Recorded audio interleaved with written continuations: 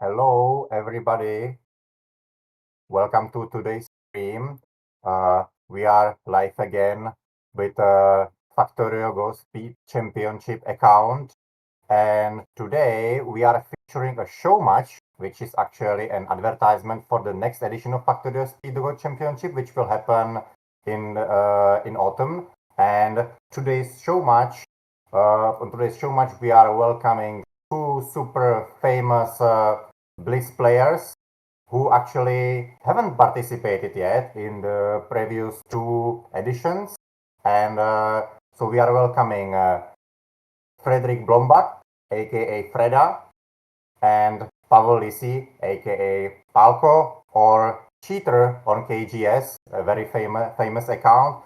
So today's match will have accelerated time settings. So we are actually starting with relatively moderate time settings of 5 minutes and 8 seconds increment of Fisher time, but it will slowly go down. And since the match will today feature all of the 5 games, the 5th game will be played with only 1 minute and 4 seconds increment, which will be damn fast, I have to say. So today we will enjoy a lot of fun, I guess. And me, Lukas Podpera, I will be with you guys to watch and comment and have fun and so on. So hopefully our guys are ready, so they will start playing very soon. So I guess the guys are slowly starting. So as I said, during the first maybe 1 or 2 games, I think I will be maybe able to as well show some variations and maybe comment a bit on the game during that. But once the games are getting faster and faster, it will become more and more difficult. So I think it will look more like a football commentary or something like that. So that's how we will try to proceed today. So first of all, I would like to say that these two players are actually recently not that active on a European stage, and they are not playing live tournaments that often, and I will soon tell why. So first of all, let's say a few words about Palko. So Palko was a first professional player made in Europe in 2014. He's actually still, back in the day, he was still the youngest. He made it at the age of 19 back in the day. So this record haven't been changed yet on European Go stage. And he was very successful at that time. He also became European champion, and recently he became a bit less active, mostly because of family reasons, I would say. But if he shows up once in a while in a tournament, he's still, of course, an amazing player with a super precise reading and a lot of fun games to watch for everybody. And he is famous on KGS with his Blitz account called Cheater. But in real life or in games, he's obviously not a cheater. He's an honest guy, and unlike others, well, we can say hello, Carlo Meta to Italy, right? Anyway, back to Palko. So Palko is very famous for his reading skills and blitz games, also and so on. So hopefully he will show some of his skills today. So on the other hand, on the other side, we have Frederik from Sweden. He's famous as Freda or Freda91 here. He's not only active on KGS on Blitz games, but he's also active on Fox. So we can see him online very often. And recently he's also not that active. He's busy with his job, and he's mostly playing only European Championship and Swedish Championship, as far according to my knowledge recently. But he's definitely not getting rusty. He's also playing almost every day, so he will be a very tough opponent for Palko, I think. And he actually, I don't think he ever won a big European tournament, but he was twice third on European Championship, which is also an amazing success, I would say. And second on the European Grand Slam, if I remember correctly. So as I said, he's a very tough opponent and definitely one of the best amateur players in Europe.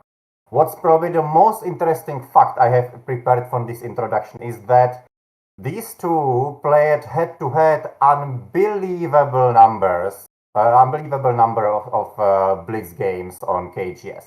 So at the moment, the current score, according to my low knowledge, is that Fred had 354 victories compared to Palko's 379 victories.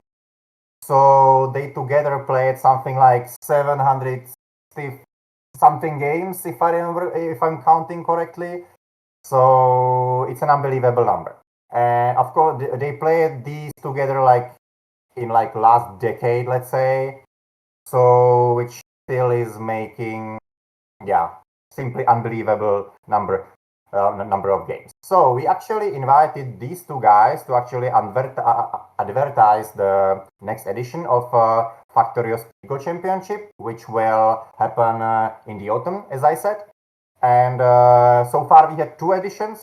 We had first one in 2024 with only 8 players.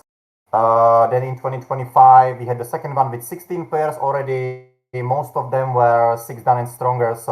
And most of the matches were super interesting. Actually, myself, I did fairly well. I would say, like in the first edition, I won. In the second edition, I lost in the finals against Mateusz Surma. And but I really wonder how the tournament would be if Freda and Palko would have played in those. So hopefully they will join us in the autumn edition, because that will just make the field even more massive.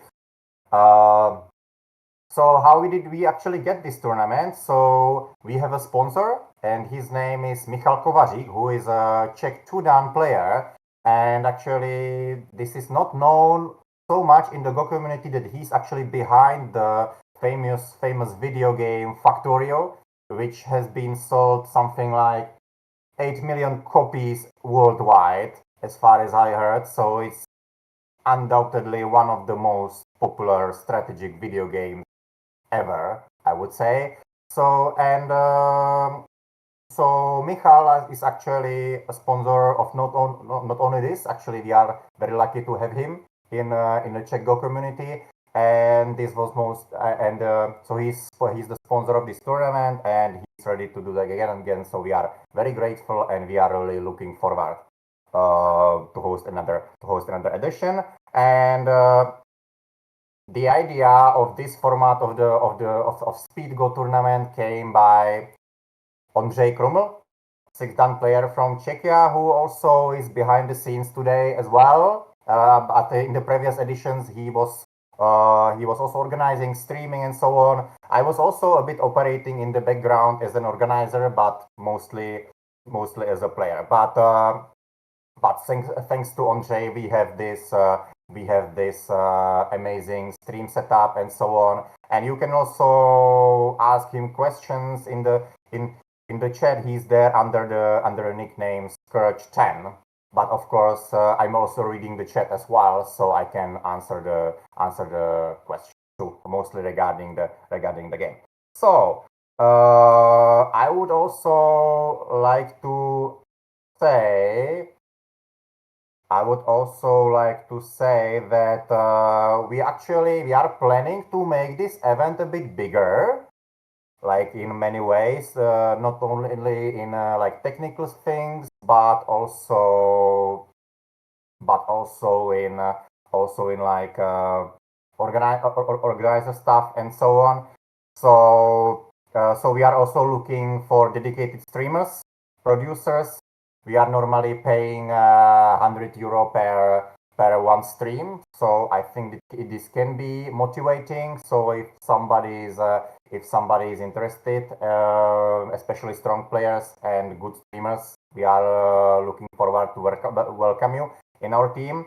And by the way, I shouldn't forget that there are also prizes today for these two players. And they are automatically getting €20 for participation. They are also getting €20 per every win in this match, and they are also getting €40 extra for the winner of this match.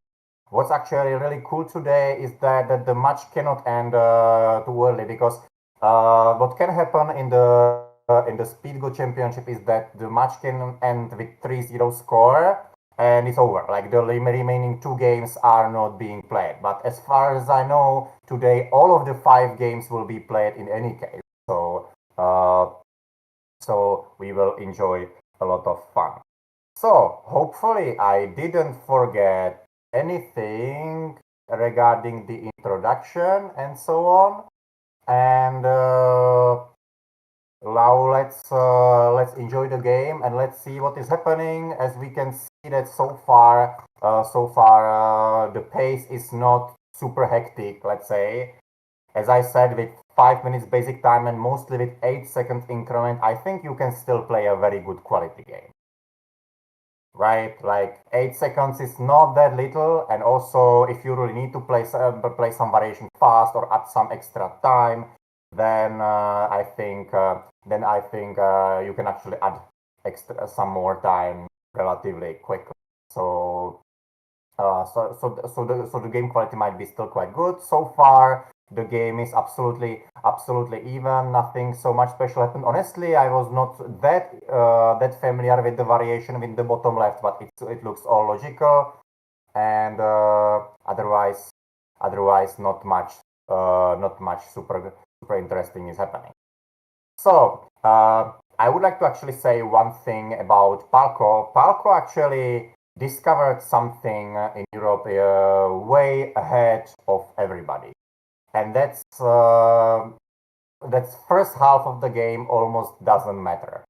And it matters, of course. Like it's good to have a comfortable game and good strategy and so on, but it's not the decisive field. And so that's why Palco has always been playing like very fast in the beginning, no matter what were the time settings. Like no matter if there were weekend tournaments with some regular time settings, or it was a European Championship with let's say 2 hours of basic time. So he was normally playing very fast in the beginning, playing like kind of relaxed, whatever, and then normally start a fight at some moment of the game, and spare the time for exactly of these super important moments. And that's, I feel like, most of strong players in Europe discovered with arrival of AI, because AI showed us that we can do almost whatever in the beginning. But yeah, my feeling is that Palco actually discovered this way ahead of others. So that's why he was also a super strong tournament player, like immediately after he became pro. By the way, some more extra interesting stuff. Me and Palco are basically same age. We were both born in 95, so we were like going and climbing together when we were young players, and mostly, let's say, we can even say like sharing the medals in our youth categories, because normally one of us won the championship like in under 20, like when we were teenagers, and he's exactly 5 days younger than me. So, and Freda is a bit older than us. Yeah, he's like 3 or 4 years older, if I remember correctly. But at some point, I think he was also with us in the youth competitions, like 1 or 2 decades ago or something. So, and eventually he also became a super good player. So, yeah.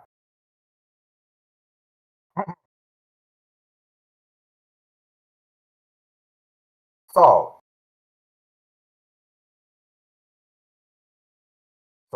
something started to happen on the board, and we can see it exactly at this moment.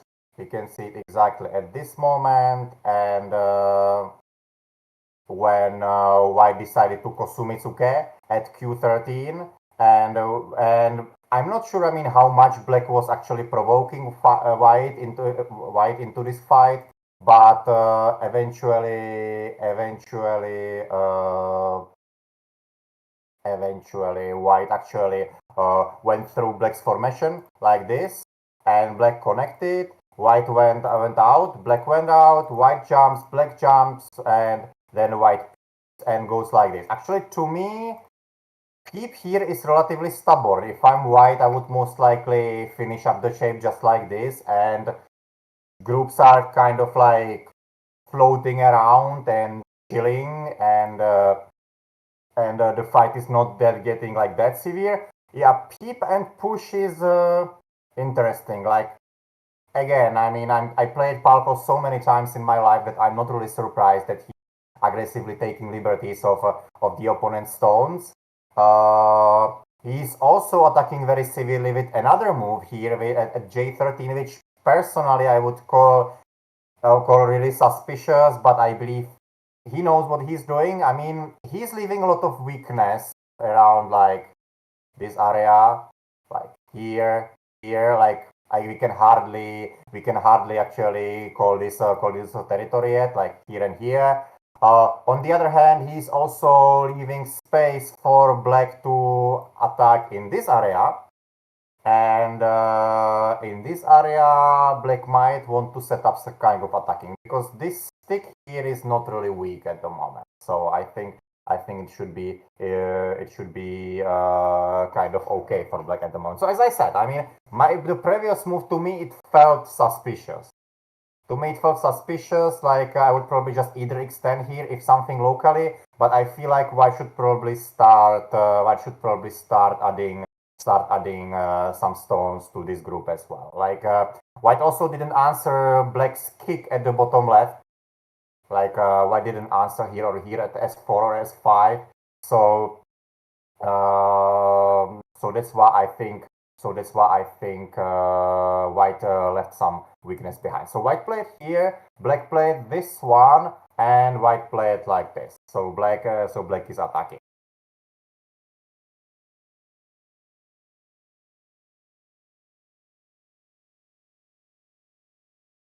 So I was talking a lot about Palco, like about this reading ability and understanding like what's important in the game. That it's not for the first half, but it's the second half and fight and precise end game as well. But I didn't talk that much about Freda. So Freda is, I mean, he can fight, of course, he can bite the opponent, but more like he's also a player who is a bit waiting for his opportunity. Like, for example, when me and Freda are reviewing games, like at European Championship, for example, we are often speaking the same language. Like we like proper shapes, like not do, let's say, moves over the line too early in the game, and we are actually normally having very similar ideas. And if we play a tournament game, the games are usually very close.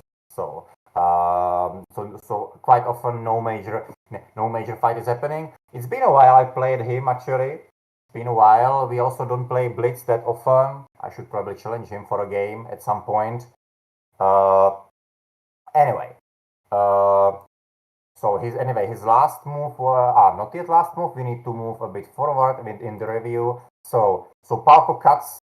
So when black cuts back, white plays here, black attaches and white extends. So Palco starts to play really aggressive here. So we can actually see that he's leaving 1, 2, maybe even like 3 weaknesses here over here. I need to go back here. So there is a lot of stuff black can actually try to do, how to make his inside group stronger, or maybe try to make this attacking backfired for white. So at the moment, yeah, black still has some time. White also has some time. The pace is not getting that super fast. But if this would be like a game with the more difficult time settings, like let's say game 3 with 6 minutes, 3 minutes and 6 seconds time, then it probably might become a bit tougher. Yeah, so white captures in the ladder and black cuts. So black actually didn't look for some harsh punishment. which might also end up in a disaster for Black. I mean, Black also needs to be quite careful. I mean, these two guys just know each other too well. I mean, as I said, they played together exactly like 750 games or something. So Freda knows that if he goes like all in against Palko, it can easily backfire.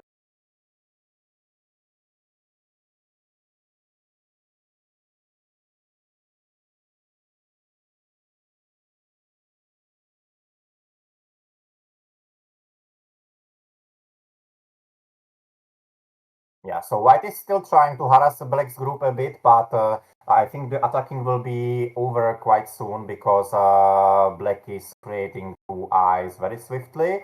But on the other hand, White doesn't have to be unhappy because we can see that White kind of turned all of this into territory. Of course, there are still a little bit of weakness, but I think we can mostly count all of this as a territory. So White actually did okay with the attacking. Also, we can see that White's group in this area is still relatively healthy. I mean, of course, White already played the capture the ladder here. That's true. Which and managed to run away with the group, but still Black can manage to get some moves inside. So anyway,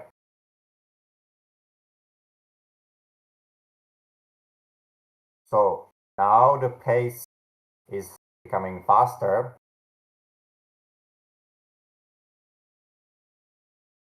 Yeah, Skurchi was expecting more blood. I think we will get enough blood later. Don't worry. Especially when the faster games will be getting out of hand. So Black cuts here, and what is going on here? Because this cut doesn't seem to be working very well. I mean, if Black really won it, then Black maybe could have played something like a Kosumi here, or maybe Attach here. Black probably cannot kill White here or separate. Also, Black still also needs to be quite careful. Like Black, for example, cannot do this exchange so easily because there will be problems with eyes inside. So Black cannot attack here that severely, but still Black can actually annoy White over there. But if Black cuts here, what is going on after this? Not much. But I guess Black probably is looking for something more funny, like something like this, but it also doesn't seem to be a problem. So I really wonder what is going on here. Yeah, I mean, Black made life. Yeah, I mean, Black made 100% sure life. Well, we know from experience that if you don't live 100% with two eyes against Falco, you can always die somehow. You know that. So Black maybe wanted to make some safety, but of course Black also paid a bit here because now suddenly White has a bit of territory over there. So so now White actually made some gain here, but this extension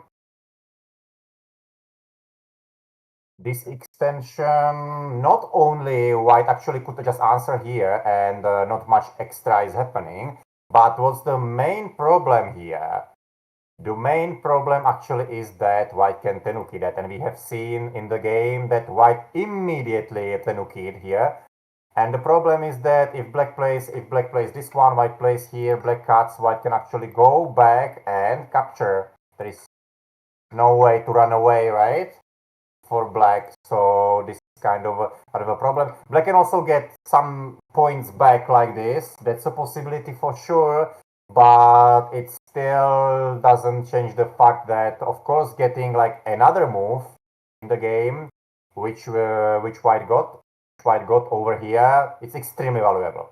I mean, still Black can probably make life like in this area. That's probably a possibility, but it still doesn't change the fact that White can actually heavily harass Black over there. So this is what is happening. So now some blood is being spilled over here.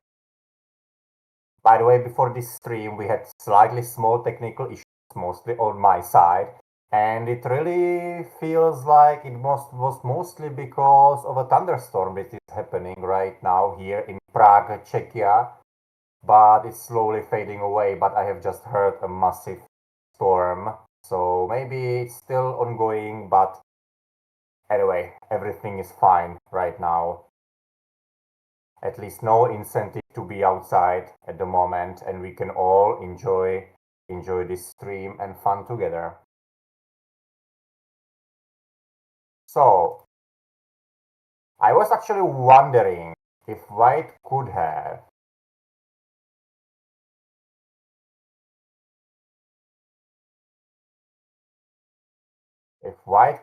played. Ah, no, couldn't. No, this one is correct. This one is correct. And Black plays this one. Okay.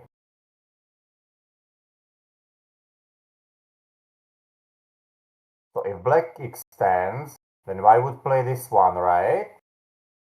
What's the problem? What's the problem here? I mean, yeah, there is some kind of squeeze, of course, but is it a big problem for Black? He still doesn't like to be squeezed and give center.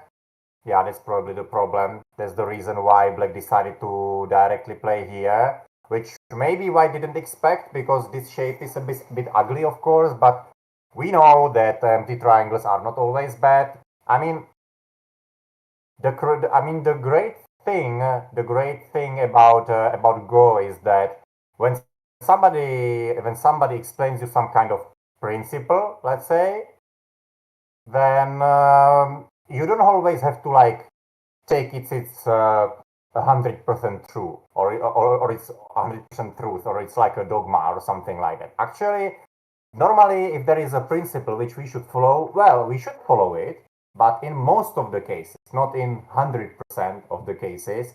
So it's normally something like in 9 cases out of 10 or something like that. And this is also valid for empty triangles. I mean, we know a lot of situations when empty triangles can be good, right? So, but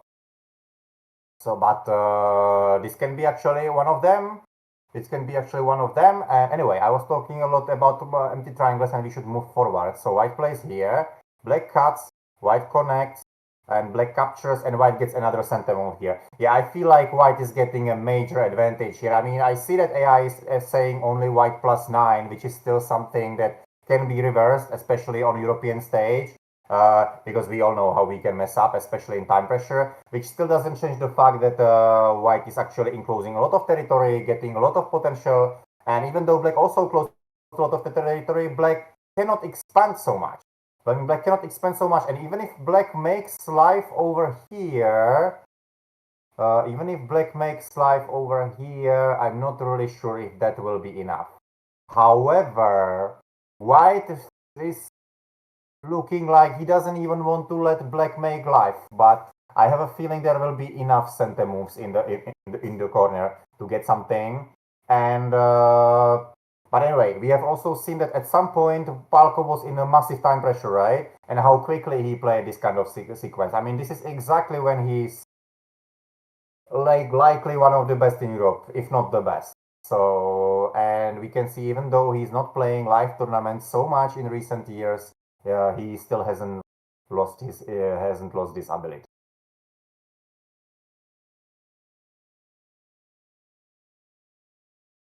Yeah. Quick thinking, both playing by shapes, but Black really urgently needs to do something over here. Because if Black dies, it's without any compensation, it's obviously the game over. What Black can try to do is some kind of hopeless call like this. But yeah, it looks kind of desperate. Probably Black will be looking for something more, or maybe not. Maybe I guessed it right. Let's see. We will see in a few moments. Yeah, I feel like this call is coming. Because what else? Or will White look for this one? Try to kill directly? Well, White can maybe do that, but Black will also have a lot of liberty. So there can be a lot of center moves in all the surroundings. So let's see. Now White suddenly went from 5 seconds to 1 minute. So at the moment, White can think for a moment.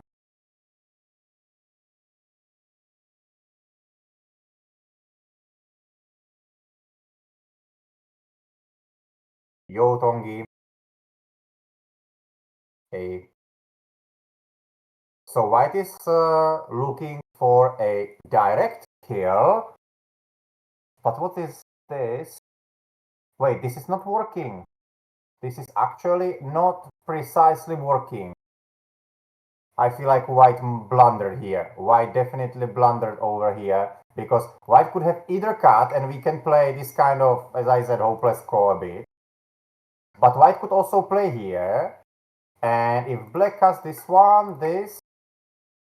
Okay, like this, black would probably. What is going on after this? This one looks dead, but there can still be some agi on the outside. But this actually. Wait, what is going on?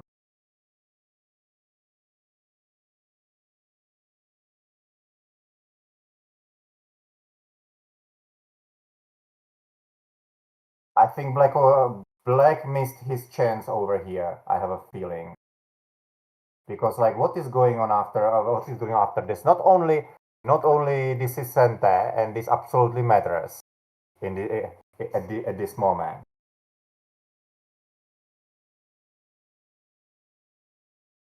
Anyway, yeah, let's follow the game.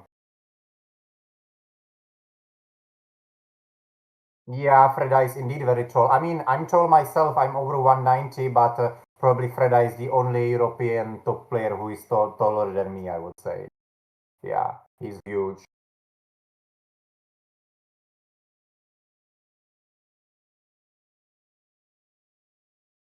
So at the moment, it feels like black is dead, and the only hope for black at the moment is to make something on the outside. I mean, black is having a lot of liberties. Black still can use yeah, this bamboo, which has been played to increase the number of liberties. But black actually could have used it way better a few moments ago, and white would be in trouble because if black would make life, it wouldn't be game over, but white would be behind.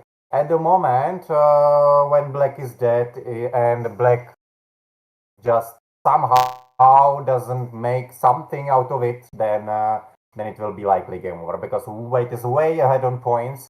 We could see that giving actually white two moves over here on the left side was too much. That was too much. I mean, black managed to close the line at the bottom side, but actually taking Sente is very important. Taking Sente and those moments were very important.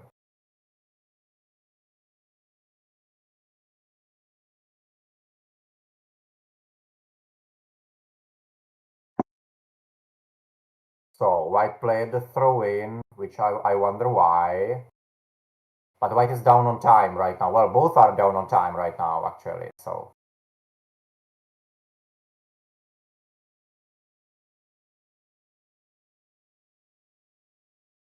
yeah, yeah, absolutely true. What Scorch is saying. Like, if we go a bit back, let's say until like this moment or something, then this was supposed to be a very interesting center move. But since white has an eye and black is dead in the top left, then probably it doesn't have much effect. But that's actually true. I mean, that's a classic in this kind of bottom left variation when that this move is basically saying that if white doesn't answer, the next move at b3 can be devastating for white.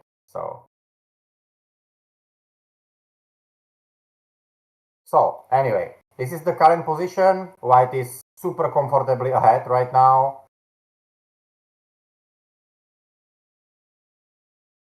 So white even goes down like this. Well, he can probably afford to do that.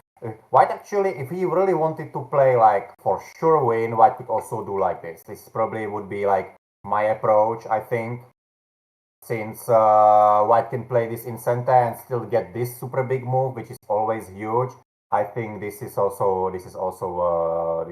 possible. Yeah. Anyway, even though white extended, as far as I know, the game is over, right? Black resigned. Well, so it proved to be too big to die in the top left and give two center moves on the left, which I have already said. So